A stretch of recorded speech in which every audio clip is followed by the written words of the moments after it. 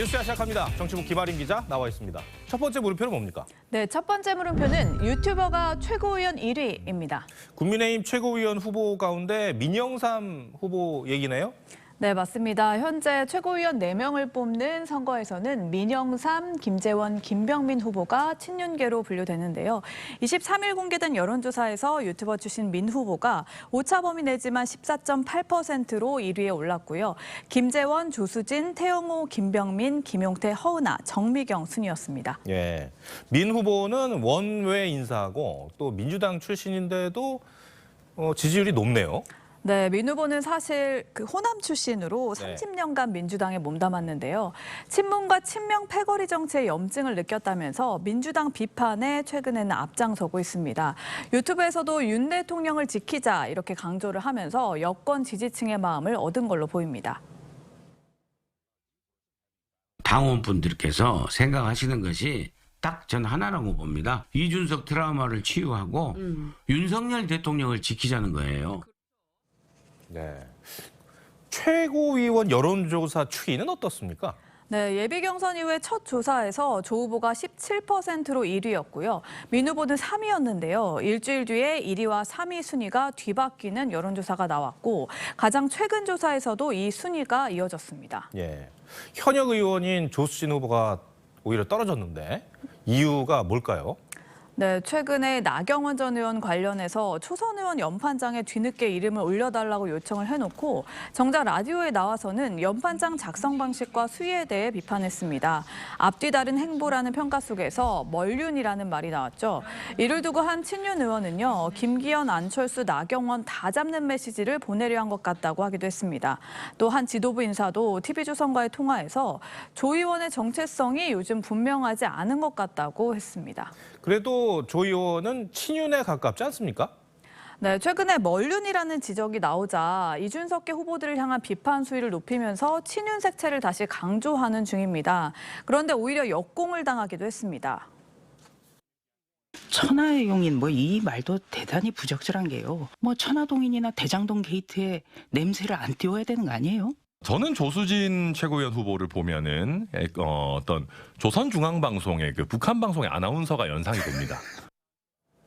네, 조 후보가 지난해 이준석 대표의 당원권 정지 사태 당시에 비대위 전환 찬성 여부를 놓고 오락가락 행보를 보인 이후에 비슷한 상황이 이렇게 반복되면서 멀륜 이미지가 강화됐는데 한 친윤계 의원은 자신의 행동이 언제든 칼이 돼서 돌아온다는 걸 여실히 보여준 것이라고 말했습니다. 예, 앞으로 4위 자리를 놓고 경쟁이 치열하겠어요.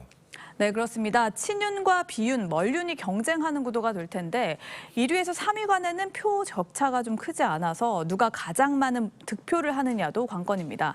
당원 당규에서는 당대표 거리 시에 원내대표 그리고 최고위원 선거 득표 순으로 권한 대행을 맡게 하고 지도부 내 발언권 순서도 순위에 따라 다르기 때문입니다. 네, 알겠습니다. 첫 번째 물음표 정해볼까요? 네, 첫 번째 물음표, 유튜버가 최고위원 1위의 느낌표는 핵심은 선명성으로 하겠습니다. 네.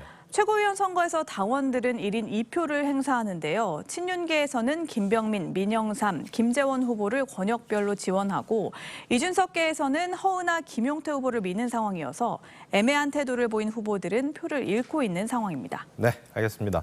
두 번째 물음표는 뭡니까? 네, 두 번째 물음표는 두 얼굴의 양곡법입니다.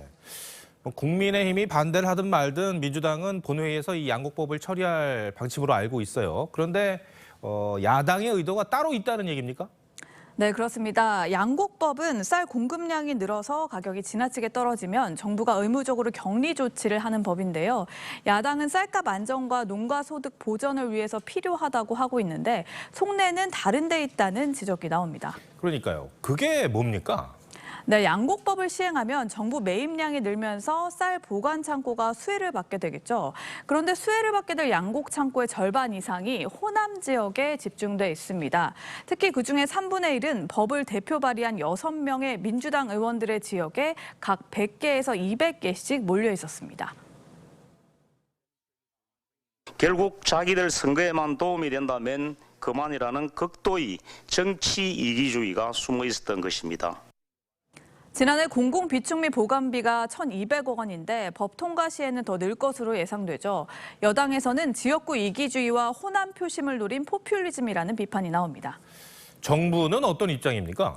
네, 정부는 법이 통과되면 공급 과잉으로 쌀값이 더 떨어질 걸로 보고 있습니다.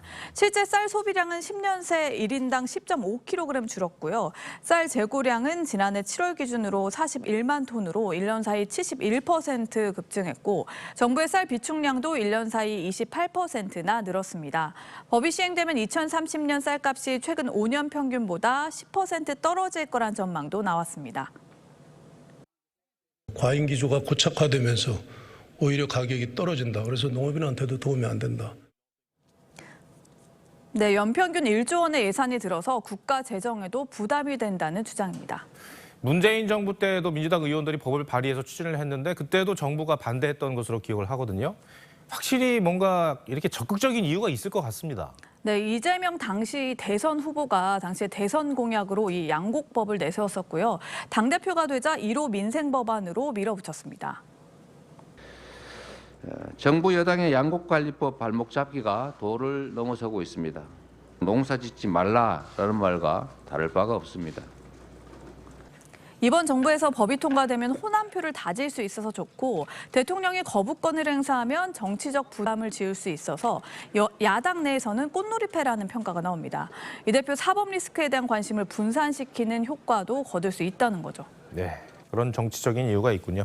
알겠습니다. 두 번째 물음표도 정해볼까요? 네, 두 번째 물음표 두 얼굴의 양곡법의 느낌표는 꽃놀이패에서 자충수로로 하겠습니다. 네. 태국은 지난 2011년에 쌀값을 시중가보다 1.5배 비싸게 수매하는 정책을 시행했다가 재정 적자가 불어나면서 역풍을 맞은 바 있습니다.